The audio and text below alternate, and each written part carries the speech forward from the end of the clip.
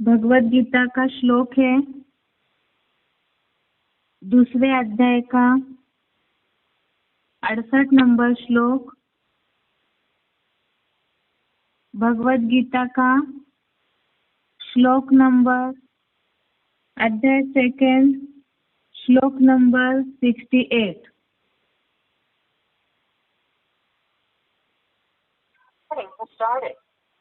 श्लोक है तस्माद्यस्य महाबाहो निगृहीतानि सर्वशः इंद्रियाणि इंद्रियार्थेभ्यः तस्य प्रज्ञा प्रतिष्ठिता। श्लोक दोबारा। तस्माद्यस्य महाबाहो निगृहीतानि सर्वशः इंद्रियाणि इंद्रियार्थेभ्यः तस्य प्रज्ञा प्रतिष्ठिता। श्लोक का संधि विच्छेद है तस्मात् यस्य महाबाहो निगृहीतानि सर्वशः इंद्रियाणि इंद्रियार्थेभ्यः तस्य प्रज्ञा प्रतिष्ठिता। संधि विच्छेद दोबारा। तस्मात् यस्य महाबाहो निगृहीतानि सर्वशः इंद्रियाणि इंद्रियार्थेभ्यः तस्य प्रज्ञा प्रतिष्ठिता। शब्दों का अर्थ देखते हैं। महाबाहो अर्थात है लंबी भुजाओं वाले। तस्मात् अर्थात इसलिए। यस्य अर्थात जिसकी। इंद्रियाणि अर्थात इंद्रिया। इंद्रियार्थेभ्य अर्थात इंद्रिया भोगों से।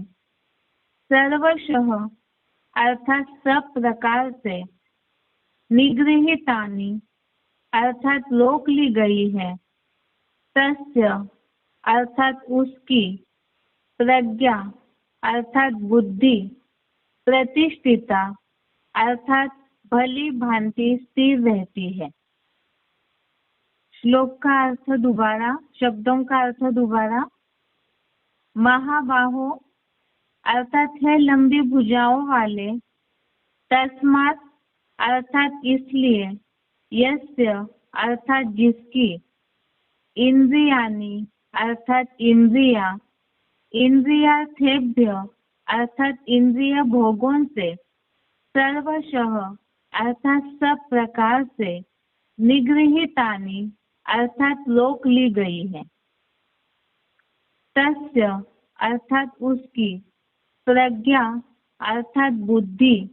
प्रतिष्ठिता अर्थात भली भांति स्थिर रहती है। श्लोक का अर्थ है लंबी भुजाओं वाले। इसलिए जिसकी इंद्रिया भोगों से सब प्रकार से रोक ली गई है। उसकी बुद्धि भली भांति स्थिर रहती है। कल के श्लोक में तो हमने देखा है कि इंद्रियों का जो मन अनुसरण करता है तो वो बुद्धि को भी हर लेता है, जिसे हमने कई उदाहरणों के साथ समझा था। और इसके पहले ही बुद्धि का हरण न हो, बुद्धि नष्ट न हो, इसी के लिए ही जरूरी है मन का लगाम सही हो। और मन का लगाम मन सही रहे, चंचलता न करे, इसके लिए जरूरी है कि इंद्रियों के ऊपर कंट्रोलिंग पावर होनी चाहिए। जिसके लिए कछुए का उदाहरण भी देखा था हमने कि कछुए के अंगों की तरह ही इंद्रियों को समेटने की कंट्रोलिंग पावर की आवश्यकता है। और न होने के कारण जिस तरह से मन अपनी चंचलता द्वारा बुद्धि को नष्ट कर देता है इंद्रिय सुख भोगने में, उसे हमने कल के श्लोक में समझा था। अभी एक बार क्लैरिफिकेशन सहित अर्थ देखते हैं इस श्लोक का। हे अष्टमूर्ति रूप सहयोगी रूपी लंबी भुजाओं वाले, इसलिए जिसकी इंद्रिय भोगों से मन वचन कर्म द्वारा सब प्रकार विकारों से रोक ली गई है, उस संयमित मन वाले ज्ञानी और सहज राजयोगी की बुद्धि भली भांति ज्योति बिंदु आत्मस्तार में स्थिर रहती है। एक बार दोबारा देखिए क्लैरिफिकेशन सहित अर्थ। हे अष्टमूर्ति रूप सहयोगी रूपी लंबी भुजाओं वाले, इसलिए जिसकी इंद्रिय भोगों से मन वचन कर्म द्वारा सब प्रकार विकारों से रोक ली गई है, उस संयमित मन वाले ज्ञानी और सहज राजयोगी की बुद्धि भली भांति ज्योति बिंदु आत्मस्तार में स्थिर रहती है। अर्थात ही देहभान से ही विकार निर्माण होते हैं और इंद्रियों के द्वारा ही विपरीत कर्म किए जाते हैं, इंद्रिय सुख भोगे जाते हैं। इसीलिए ही बताया जिसकी इंद्रिय भोगों से मनसा वाचा और कर्मणा, अर्थात वाचा में भी गलत वाचा न हो, बोल न हो, मन में भी गलत संकल्प न हो, और फिर प्रैक्टिकल कर्मेंद्रियों के द्वारा भी जो इंद्रिय सुख भोगते हैं तो उसमें भी कंट्रोलिंग पावर हो। जैसे कोई गाड़ी पर अगर समय पर ब्रेक लगाया जाता है तो एक्सीडेंट होने से बच जाते हैं। इसी तरह से विकर्म न हो, पाप कर्म न हो, बुद्धि नष्ट न हो, जिससे ही जो भी संस्कार या कर्म या दुखी जीवन की शुरुआत होती है, तो ऐसे न हो, इसके लिए ही इंद्रियों को इंद्रिय भोगों से सब प्रकार के विकारों से रोक ली गई, अर्थात कंट्रोलिंग पावर समय पे जो ब्रेक लगा सकते हैं अपनी इंद्रियों पर। तो ऐसे जो संयमित मन वाले ज्ञानी और सहज राजयोगी, ज्ञानी के लिए हमने बेसिक कोर्स में भी समझा था कि बुद्धि नष्ट होने से ही पाप कर्म ज्यादा होते हैं। बुद्धि तामसी होने के कारण ही पापी विकारी बन गया है मनुष्य। तो बुद्धि को स्थिर करने के लिए संयमित मन चाहिए, जिसके लिए हमने बेसिक कोर्स में गीता का एक शब्द समझा था, ज्ञान निर्धूत कल्मषा।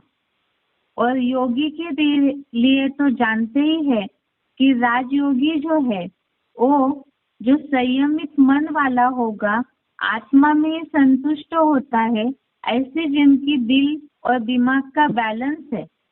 तो ऐसे जो ज्ञानी और सहज राजयोगी है, उनकी बुद्धि भली भांति ज्योति बिंदु आत्मस्तार में स्थिर रहती है। यह आज के श्लोक का अर्थ है। इसका सार हमने कल के श्लोक में ही समझा था। और आज दुनिया में जो भी लोग परेशान हैं, मानसिक तनाव में है, मन जिनका बहुत चंचल है, मन बेचैन रहता है, बहुत सारे संकल्प चलाता है, तभी डिप्रेशन का प्रॉब्लम, मेंटल स्ट्रेस, ये सारी बातें निर्माण होती है। इसीलिए हम बाहर वालों को भी इस बात को समझा सकते हैं, तनाव का मूल कारण है इंद्रियों को लूट छोड़ना। यदि समय समय पे अपने इंद्रियों के कर्मों की, इंद्रियों से द्वारा किए जाने वाले कर्मों की चेकिंग करेंगे, तो ऑटोमेटिकली मन में जो व्यर्थ संकल्प निर्माण होते हैं, अनेक प्रकार के संकल्पों से बेचैनी या तनाव निर्माण होता है, उसमें रोक आ जाएगी और ऐसे ही उनकी ही बुद्धि भली भांति स्थिर हो सकती है। आज के श्लोक का अर्थ है ये। कल के कुछ सिलेक्टेड पॉइंट्स, अव्यक्तनिक के पॉइंट्स भी बाकी है। कल का और आज का श्लोक दोनों के अर्थों में भावार्थ में साम्यता है। इसीलिए एक बार इस श्लोक का उच्चारण सुनते हैं, फिर अव्यक्त ध्वनि के पॉइंट्स और सिलेक्टेड क्लिप्स।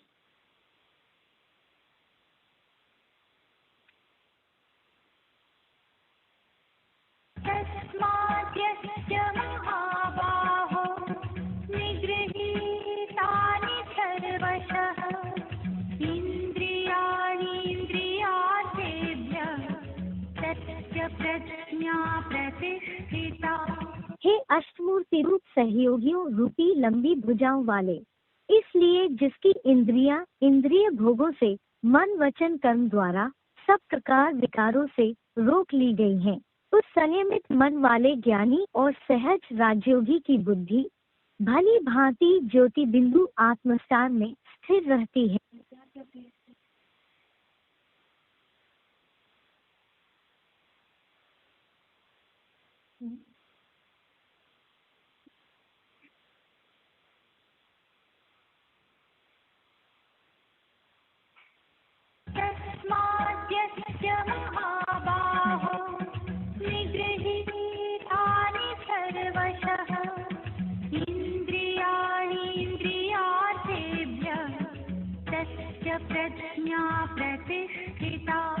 हे अष्टमूर्ति रूप सहयोगियों रूपी लंबी भुजाओं वाले, इसलिए जिसकी इंद्रियां इंद्रिय भोगों से मन वचन कर्म द्वारा सब प्रकार विकारों से रोक ली गई हैं, उस संयमित मन वाले ज्ञानी और सहज राजयोगी की बुद्धि भली भांति ज्योति बिंदु आत्मसार में स्थिर रहती है।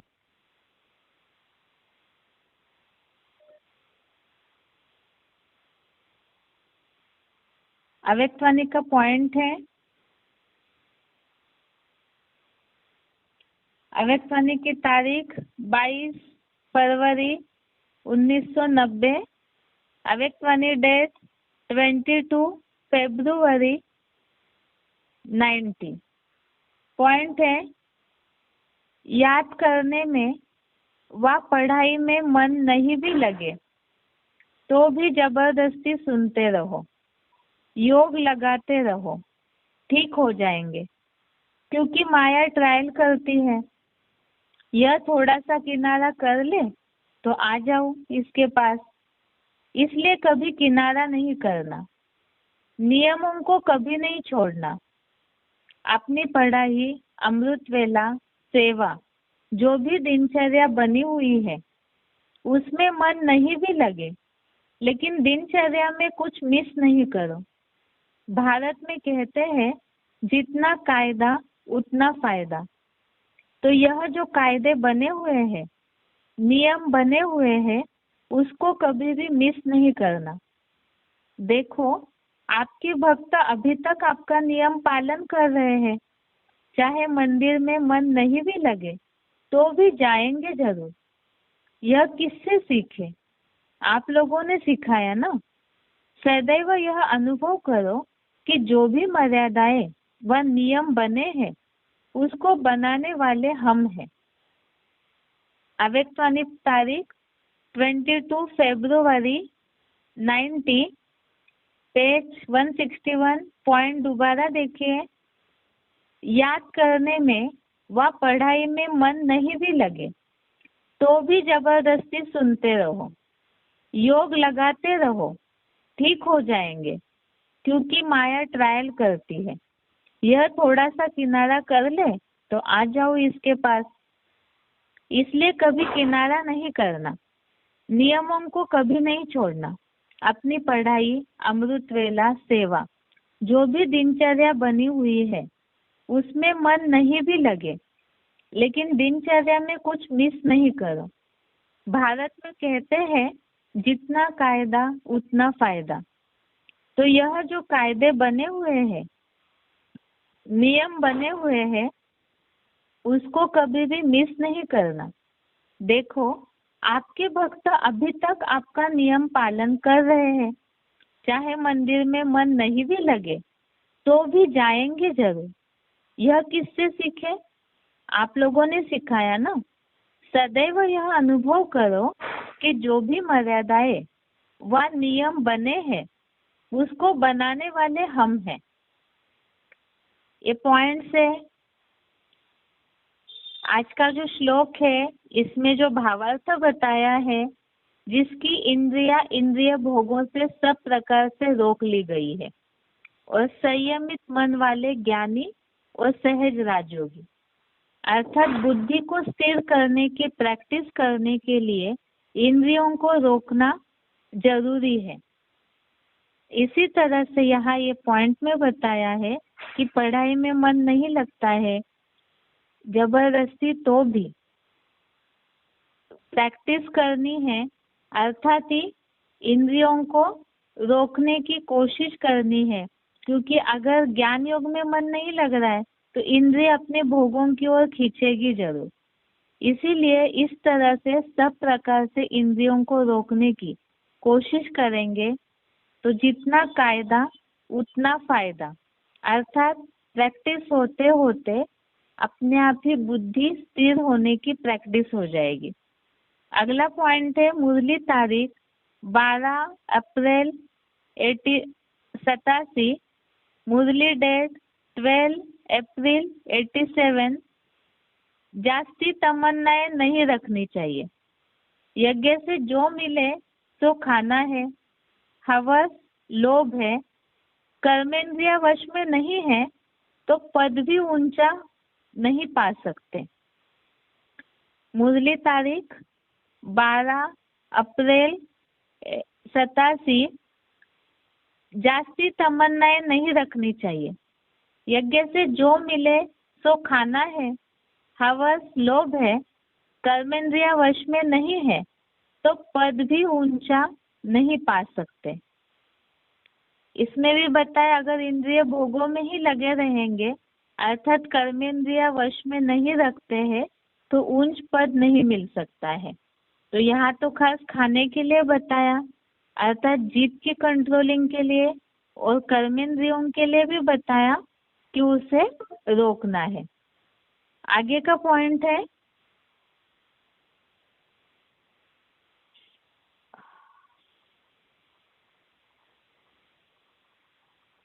मुरली तारीख 3 जनवरी 73, मुरली डेट 3 जनवरी 73। पेट कोई जास्ती थोड़े ही खाता है, जो मिले उसमें राजी रहना चाहिए। कहाँ कहाँ मन बेईमान हो जाता है। सन्यासियों का कायदा होता है, एक खिड़की से जो मिलता है वह ले लेते हैं, फिर दूसरी खिड़की तरफ देखेंगे भी नहीं जो पक्के होंगे। बाकी तो जो कच्चे होंगे वह दूसरी खिड़की पर जावेंगे। मिठाई आदि देखी मुख लबलब करेगा। खान पान तरफ मन नहीं जाना चाहिए। मुरली तारीख 3 जनवरी 1973। पॉइंट दोबारा देखते हैं।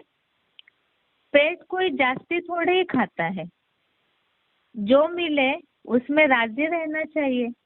कहाँ कहाँ मन बेईमान हो जाता है।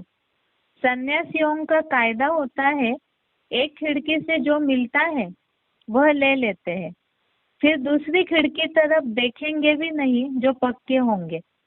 बाकी तो जो कच्चे होंगे वह दूसरी खिड़की पर जावेंगे। मिठाई आदि देखी मुख लबलब करेगा। खान पान तरफ मन नहीं जाना चाहिए। इसमें खास बताया, जैसे शिव बाबा बोलते हैं कि हमें भी बुराइयों का संन्यास करना है, सन्यासियों की तरह जंगल में जाने की बात नहीं है। तो यहाँ पर भी खान पान के लिए ही बताया, कंट्रोलिंग पावर होनी चाहिए, और उसी के लिए सन्यासियों का उदाहरण दिया है। आगे का पॉइंट है मुरली तारीख 10 मार्च 1987, मुरली डेट 10 मार्च 87। यज्ञ से जो कुछ मिले वह स्वीकार करना है। बाबा अनुभवी है, भल कितना भी बड़ा जोहरी था। कहा आश्रम में जाएंगे तो आश्रम के नियमों पर पूरा चलेंगे। वहाँ ऐसे नहीं मांगा जाता कि हमको फलानी चीज दो। बड़ा रॉयल्टी से भोजन खाया जाता है। जो सबको मिलता है वही खाया जाता है, इस ईश्वरीय आश्रम में तो बड़ी शांति चाहिए। पॉइंट दोबारा, मुरली तारीख 10 मार्च 1987।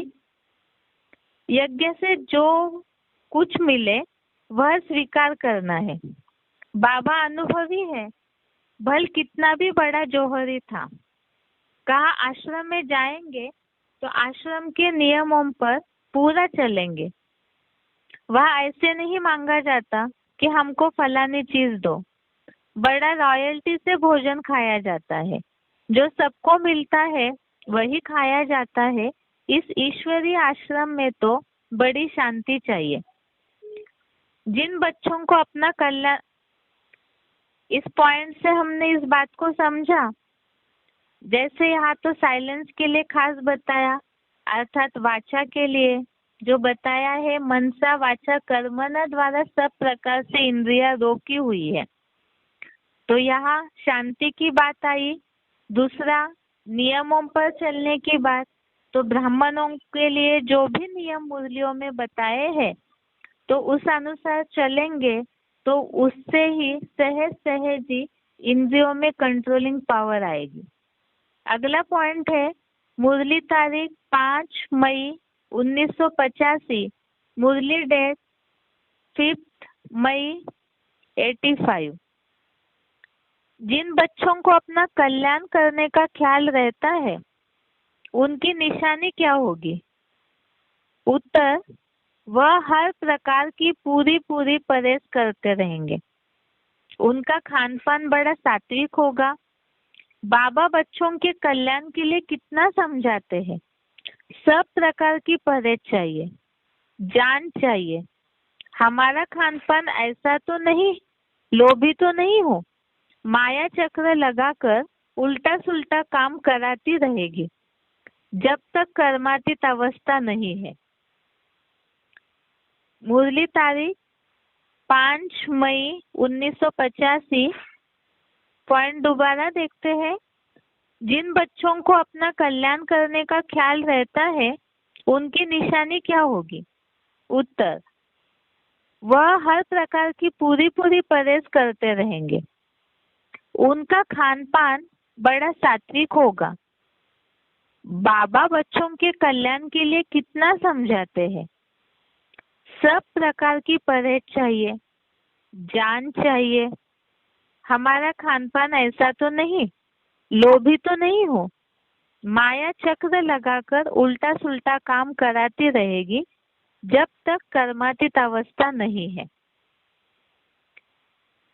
इसमें भी खास बात बताई है खान पान के लिए, और कर्मातीत अवस्था नहीं बनी है तब तक कुछ ना कुछ इंद्रियां अपनी तरफ खींचेगी, जिसे बोला है माया उल्टा चक्र लगाती है। तो ज्ञान योग के द्वारा ही इन बातों को कंट्रोल करने की प्रैक्टिस करनी है, जिसके लिए बताया पूरी परहेज करते रहेंगे। आगे का पॉइंट देखते हैं।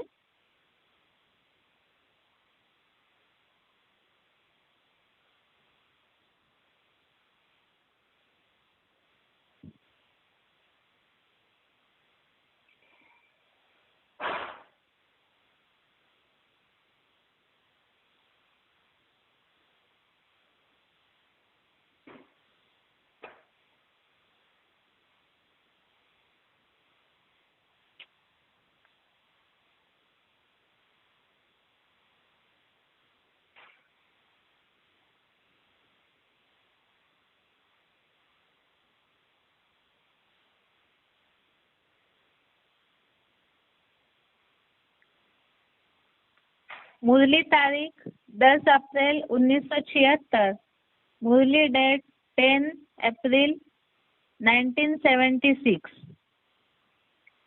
तुमको भी बहुत अनासक्त रहना चाहिए। देह अभिमान तोड़ना है। फुल वायल की साड़ी पहनेगी तो फट देह अभिमान आ जाएगा। मैं आत्मा हूँ यह भूल जाएगा। इस समय तुम हो ही वनवास में। वनवास और वानप्रस्थ एक बात है।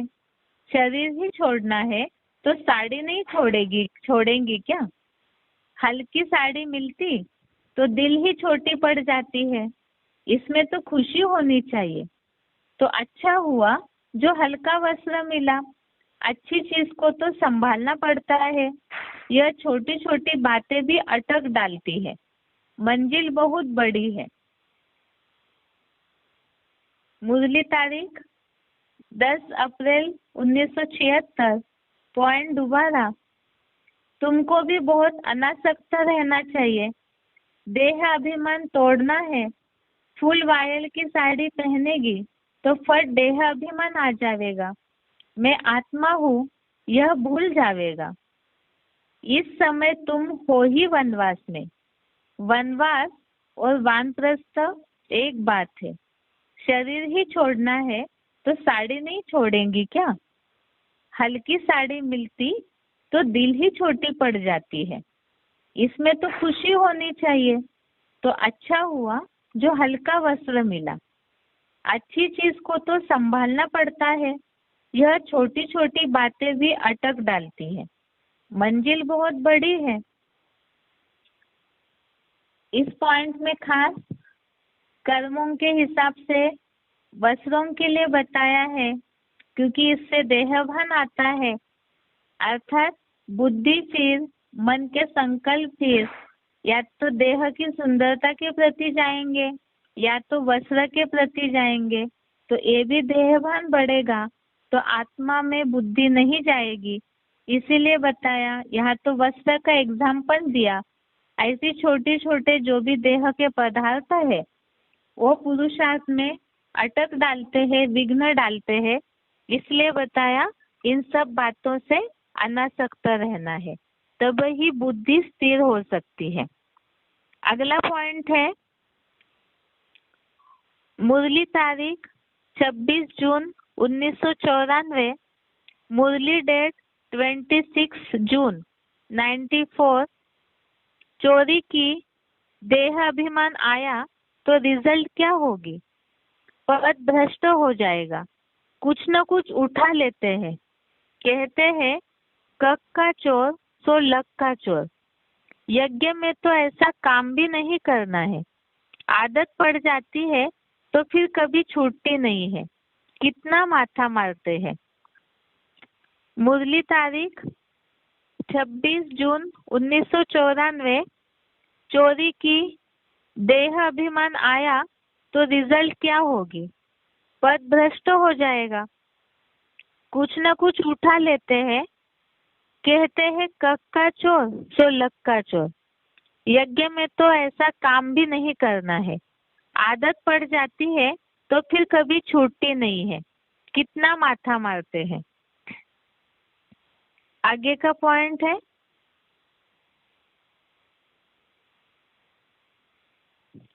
सिलेक्टेड पॉइंट का नंबर है 1294। Selected point number 1294। अन्नदोष और संगदोष बोला है कहते हैं, तो कैसा अन्नदोष से और संगदोष से कैसे बचना चाहिए? तो नियम बताए हुए हैं कि अन्नदोष से बचने के लिए एक तो अपना कमाया, मेहनत का कमाया हुआ खाना खाना है। किसी का भीख मांगा हुआ लेना ही नहीं है। दूसरे, जो भी अन्न हम पकाएं वो हमारे हाथों का बना हुआ होगा तो दी बेस्ट, बहुत पावर देगा। और भिखारी लोग बनाएंगे तो संग का रंग जरूर लगेगा। और अच्छा अच्छा भोजन लेंगे, सात्विक भोजन, तो वो भी हमारी बुद्धि को सात्विक बनाएगा। और अगर ऐसा भोजन लिया जो काम विकार को बढ़ाने वाला है, जैसे प्याज लहसुन वगैरह बताया, तो बुद्धि जरूर खराब होगी। शराब का उपयोग करेंगे, मांस मदिरा का उपयोग करेंगे तो बुद्धि जानवर जैसी बनेगी ना। जैसा अन्न वैसा मन। जानवरों का गोश्त खाएंगे, जानवरों का खून पिएंगे तो बुद्धि कैसी बनेगी? जानवर जैसी बुद्धि बन जाएगी।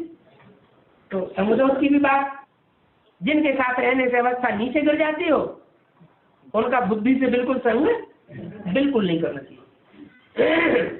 जैसे रहते हुए नहीं रह रहे। उनको देखते हुए जैसे नहीं देखते, उनकी बातें सुनते हुए भी जैसे नहीं सुनते।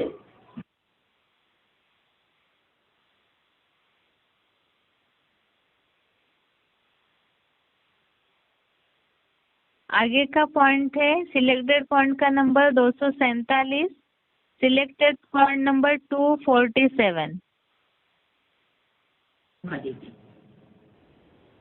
बच्चों को समझाया जाता है सदैव बुद्धि से ये समझो कि हम ब्रह्मा कुमार कुमारी भाई बहन हैं, इसके बच्चे हैं। प्रजापिता ब्रह्मा के हम बच्चे हैं, आपस में भाई बहन हैं। इसमें भी माया बहुत गुप्त धोखा देती है। भाई बहन समझने में भी क्रिमिनल दृष्टि जाती है, इसलिए ये चार्ट में लिखना चाहिए कि सारा दिन में हमारी इतनी बार क्रिमिनल लाई हुई, आज सारे दिन में कौन सी कर्मेंद्रिय ने हमको धोखा दिया। सबसे जास्ती दुश्मन है ये आंखें।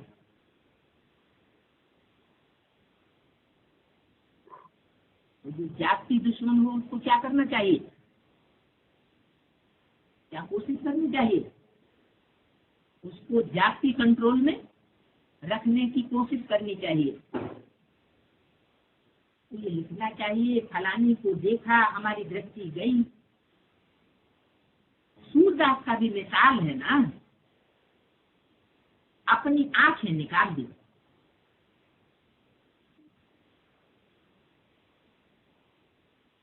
क्या मतलब, मिसाल सब हैं कहाँ के।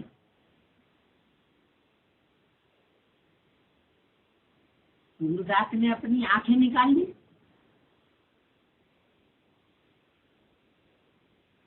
तो क्या हम भी अपनी आंखें निकाल रहे हैं?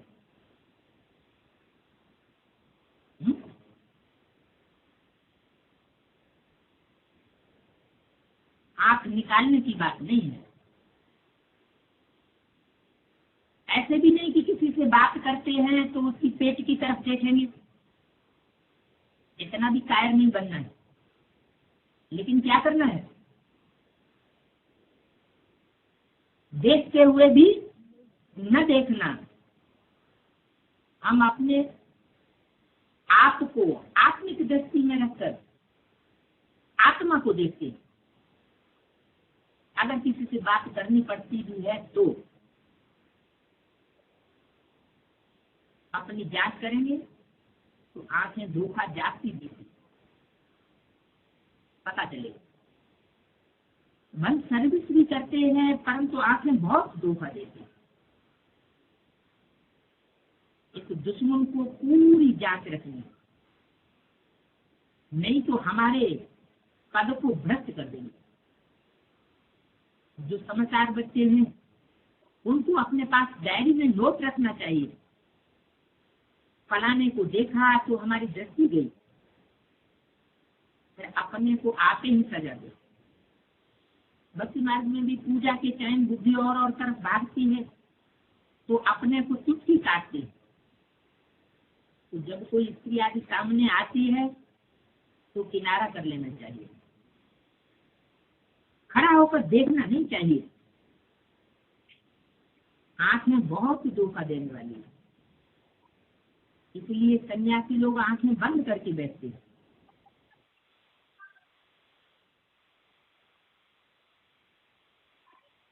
आगे का पॉइंट है सिलेक्टेड पॉइंट का नंबर 812, सिलेक्टेड पॉइंट नंबर 812।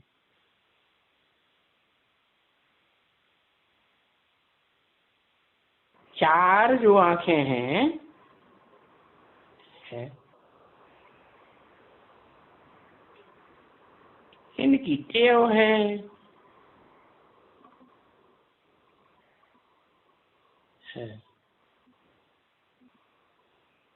क्योंकि नाम रूप को देखती है ना। चार क्यों कहा? हाँ, ज्ञान की आंख तो तीन हुई, 2 स्थूल आंख है, 1 ज्ञान की आंख, तो 3 ही तो है। अरे नहीं, जब ये 2 आंखें दूसरे की 2 आंखों से मिलती है ना तो 4 वो गीत बनाई थी ना, नैनों से नैन हुए 4, आज मेरा दिल आ गया, तो हुई कि नहीं 4? हाँ,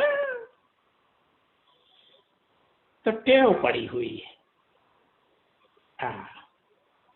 आंखें मिलाने की आदत है, क्योंकि नाम रूप को देखती है ना। अगर ये ज्ञान आ जावे कि हम ये देह की कोई स्थूल आंखें नहीं है, हम तो आत्मा है, और हम भी आत्मा है, और हम आत्मा से ही सब कुछ करते आए। अभी हमको आत्माओं को अपने बाप का परिचय देना है। ये सिर्फ बुद्धि में, मगज में पूरी बात आ जावे, और दूसरा जो है वो चंचलता आंखों की छोड़ देवे।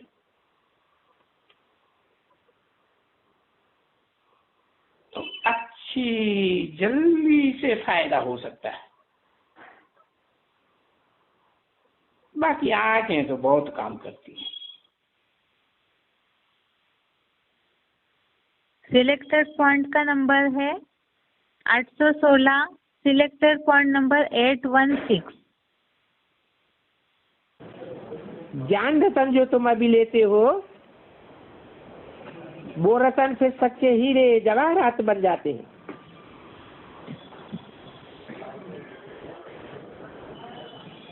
अर्थात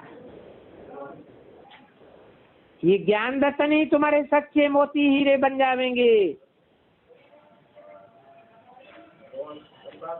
ये माला कोई हीरे जवाहरातों की नहीं है,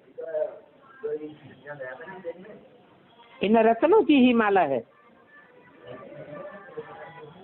मनुष्य लोग वो रतन समझ लेते हैं, फिर अंगों में पहन लेते हैं,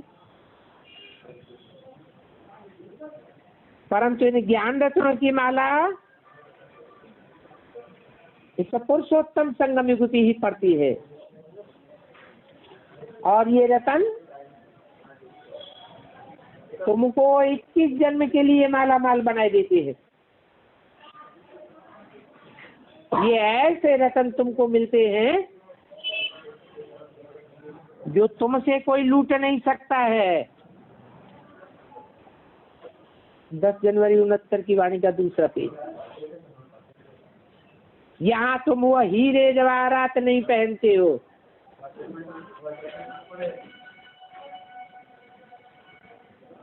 और यहाँ अगर पहनेंगे भी तो झट कोई लूट लेगा।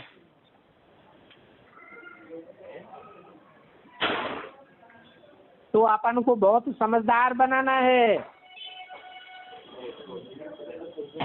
बेसमझ है तो फिर पहनते रहते हैं।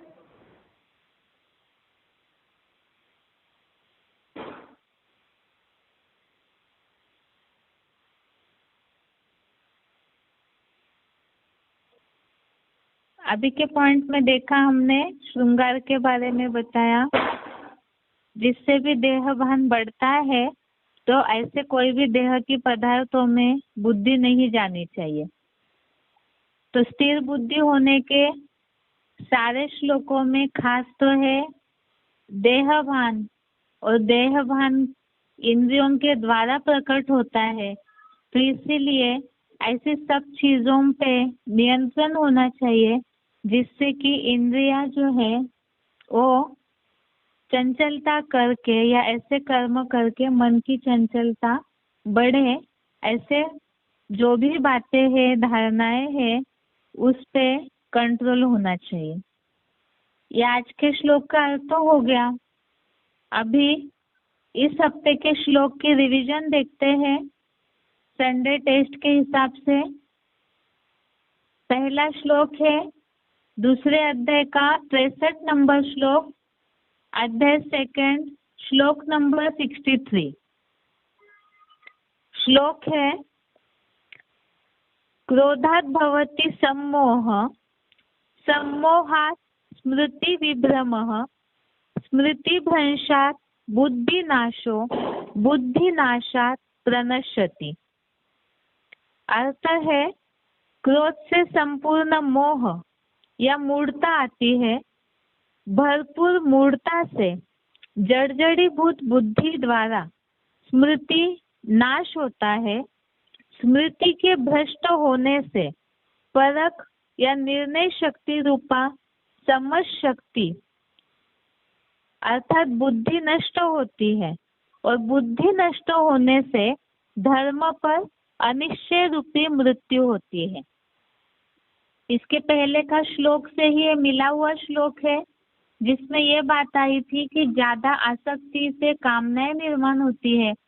कामनाओं की पूर्ति न होने से क्रोध आता है, और ऐसा अनियंत्रित क्रोध जो है वो संपूर्ण मोह या मूढ़ता लाता है। अर्थात ऐसी मूढ़ता, क्रोध से बुद्धि का जो नाश होता है बोला है, तो मूढ़ता आती है जिसे मूर्खपना कहते हैं लोग। अर्थात ऐसी स्थिति हो जाती है जड़जड़ीभूत होने के कारण, जिसके लिए बताया कि स्मृति का नाश होता है। लोग जिसे दुनिया में कहते हैं गुस्सा आता है तो सब कुछ भूल जाता है, समझ नहीं आता है क्या करना है क्या नहीं करना है। तो यह भावार्थ में बताया स्मृति का नाश होता है, और ऐसे स्मृति के भ्रष्ट होने से बुद्धि नष्ट होती है। बुद्धि अर्थात निर्णय शक्ति, परख शक्ति और समझ शक्ति नष्ट होती है, और ऐसे नष्ट होने से ही अनिश्चय रूपी मृत्यु होती है। अर्थात लौकिक दुनिया में तो आत्मघात कर लेते हैं या तो हिंसाचार करते हैं। जो मुरलियों में शिव बाबा ने बोला है, क्रोधी जो है, क्रोध इतना आता है कि अपने ही घर के बर्तन तोड़ने लगता है। यहाँ ब्राह्मण दुनिया में अनिश्चय रूपी मृत्यु होती है, अर्थात बुद्धि नष्ट होती है, समझ शक्ति नष्ट होती है, ज्ञान की जगह अज्ञानता आती है, तब वही अनिश्चय रूपी मृत्यु होती है। और उसका कारण ही है खास अनिश्चय आने का आसक्ति, कामनाएं और क्रोध। अगला पॉइंट है, अगला श्लोक है दूसरे अध्याय का 64 नंबर श्लोक, अध्याय 2 श्लोक नंबर 64। श्लोक है, राग द्वेष वियुक्तेस्तु विषयान इंद्रियश्चरन् आत्मवशे विधेयात्मा प्रसादम अधिगच्छति। भावार्थ है, परंतु राग द्वेष से विहीन अनुशासित मन वाला, पक्षपात रहित साक्षी दृष्टा राजयोगी, राजयोग शासित आत्मा की वशीभूत इंद्रियों से धर्मानुकूल, हिंसाहीन, समुचित भोग भोगते हुए अविनाशी प्रसन्नता को पाता है। सुख देने से ही सदा सुख होता है। इस श्लोक में खास बताया राग अर्थात या आसक्ति के हिसाब से, द्वेष अर्थात क्रोध का ही एक छोटा रूप है द्वेष, जिसे हमने श्लोक समझते समय समझा था कि आसक्ति भी न हो और किसी के प्रति घृणा द्वेष की भावना भी न हो।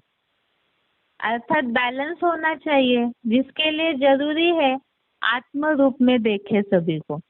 ऐसे राग द्वेष से विहीन अनुशासित मन वाला, अर्थात जिसका मन अनुशासन में चलता है, कंट्रोल में है, अनुशासन में है अर्थात नियमों पर चल रहा है, तो ऐसा जो है पक्षपात रहित साक्षी दृष्टा राजयोगी। यहाँ किसी के प्रति आसक्ति है तो भी पक्षपात है, द्वेष करते हैं तो भी पक्षपात है।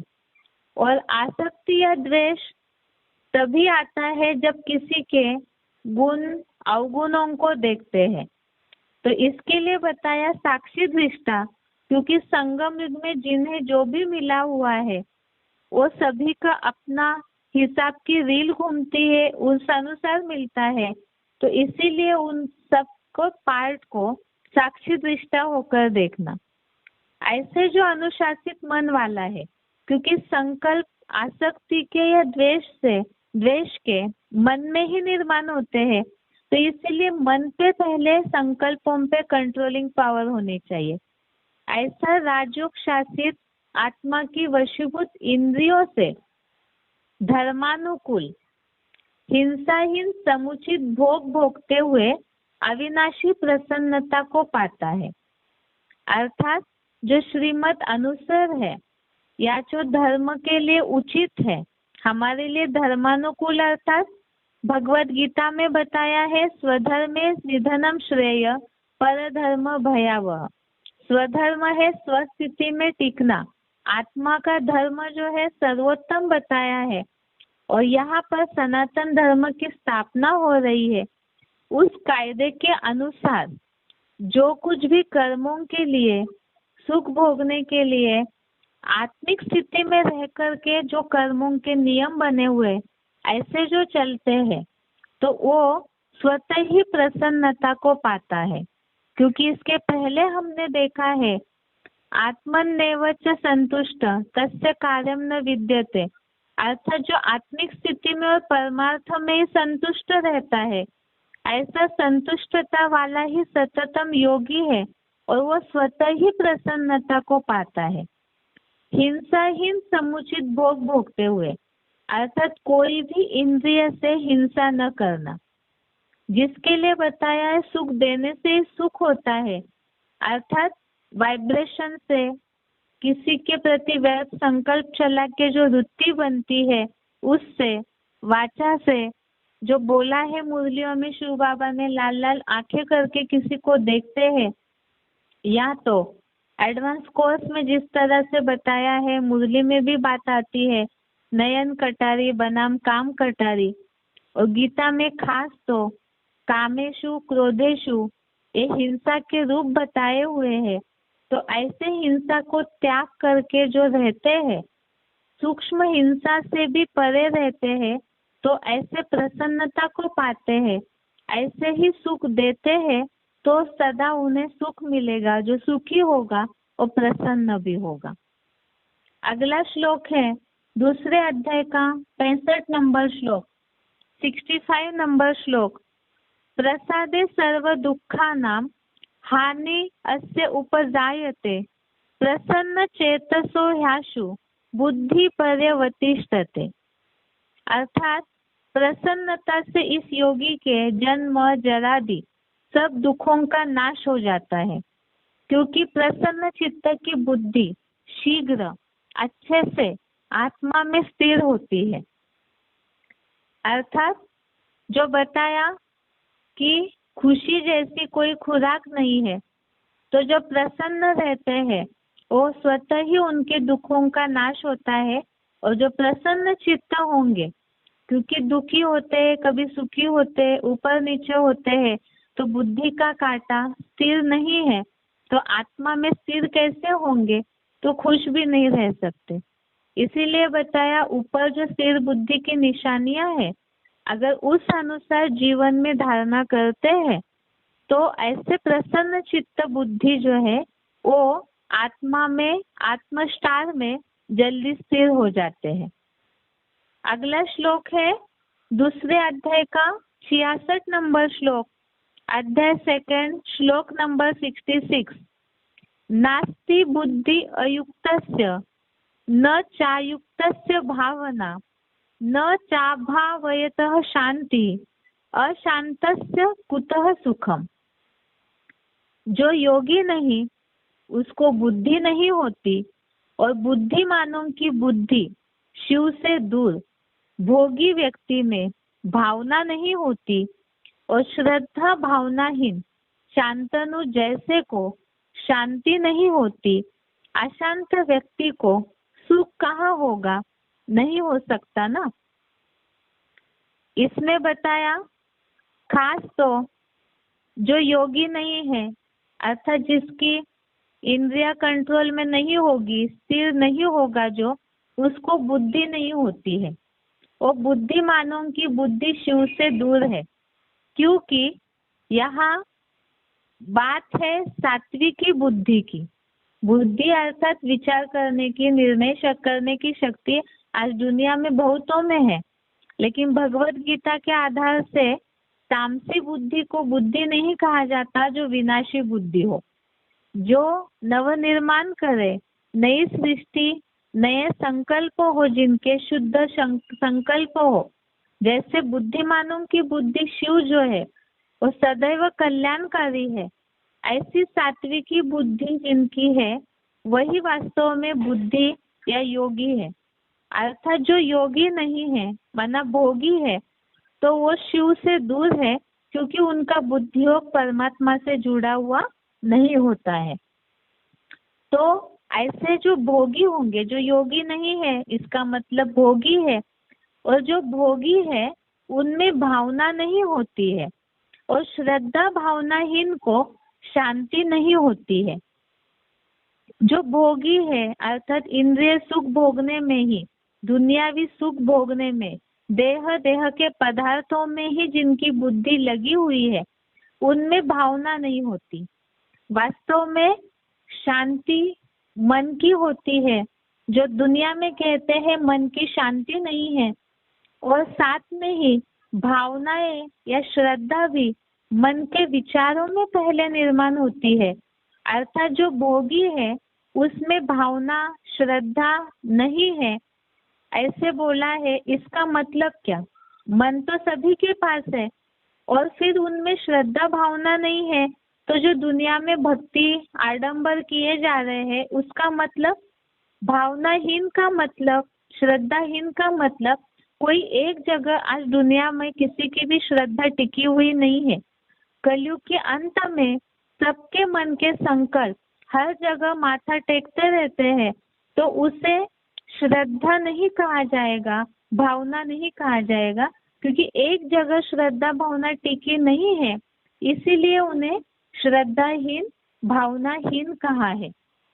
और ऐसे जहाँ अनेक जगह पे श्रद्धा भावना लगी रहेगी तो मन के संकल्प अनेक जगह बिखरे हुए होंगे, तो उन्हें शांति कहाँ से होगी?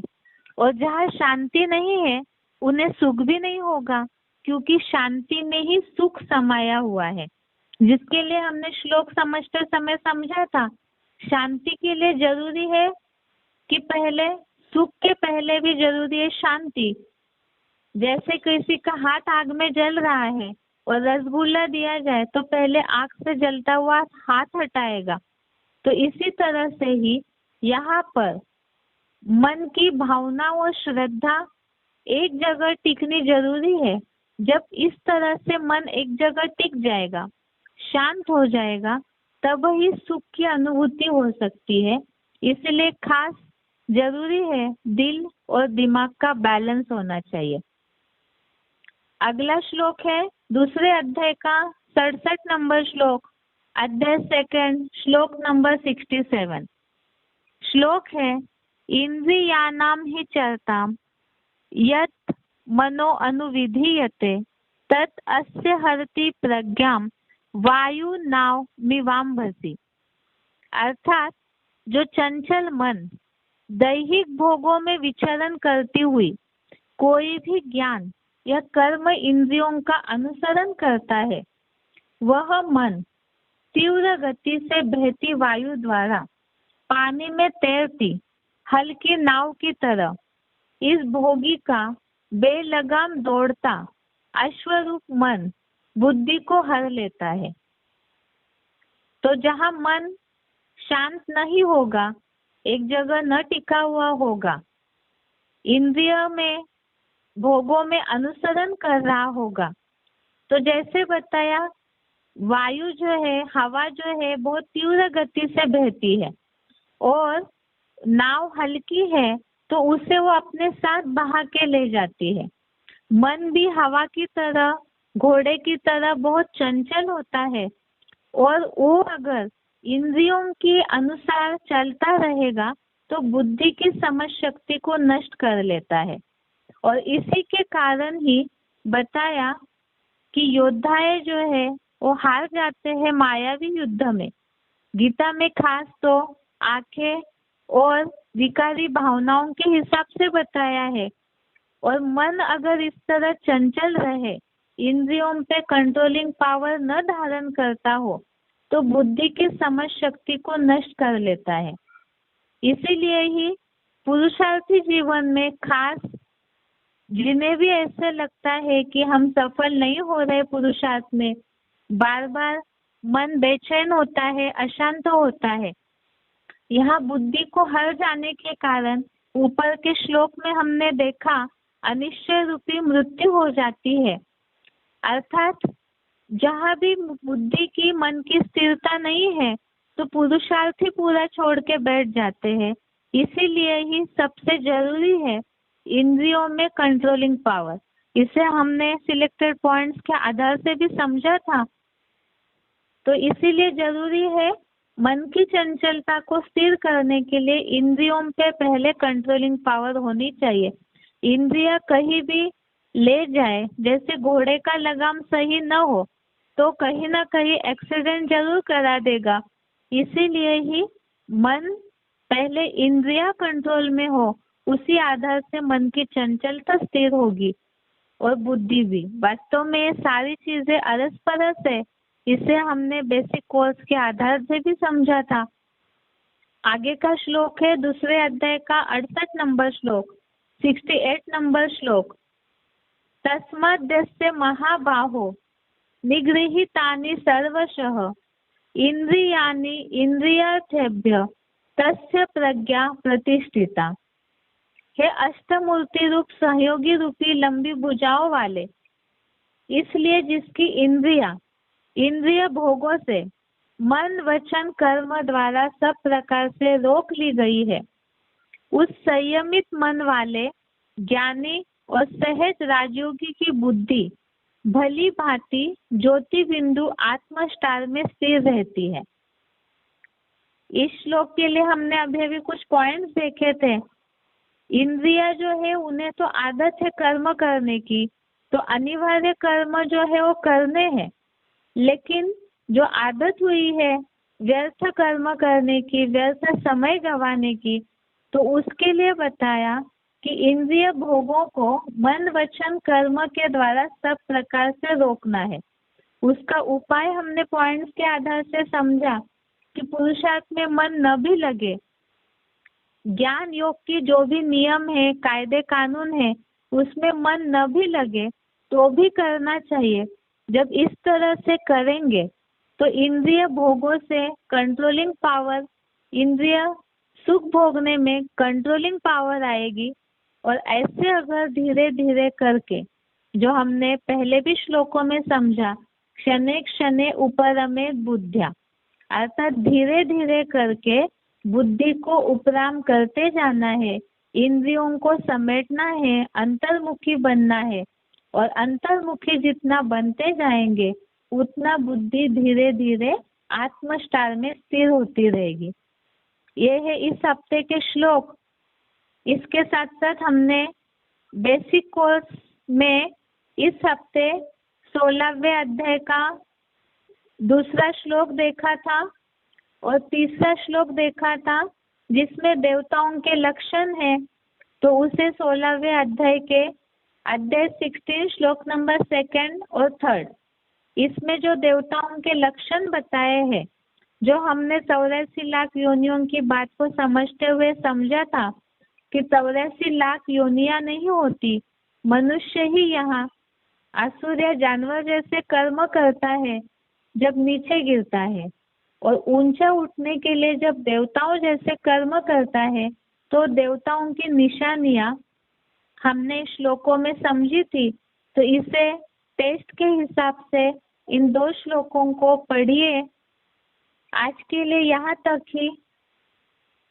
सोमवार के लिए जो या निशा सर्वभूतानाम श्लोक है, इसे जरूर पढ़ के रखिए, क्योंकि वो दुनिया को समझाने के हिसाब से जो आध्यात्मिकता को नहीं समझ रहे, महत्व नहीं दे रहे, तो उन्हें समझाने के हिसाब से बहुत ही महत्वपूर्ण श्लोक है। तो उस श्लोक को पढ़ करके उस पे मंथन जरूर करके रखिए। आज के लिए यहाँ तक ही। Om Shanti.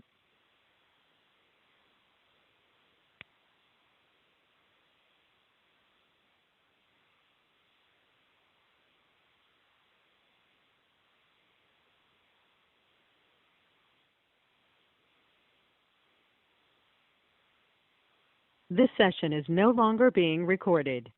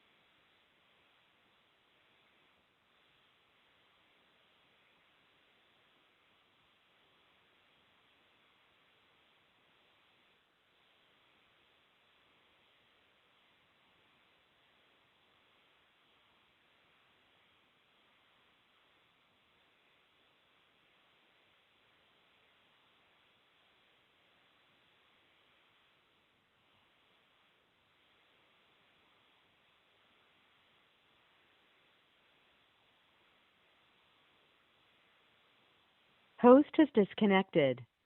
The conference will now end.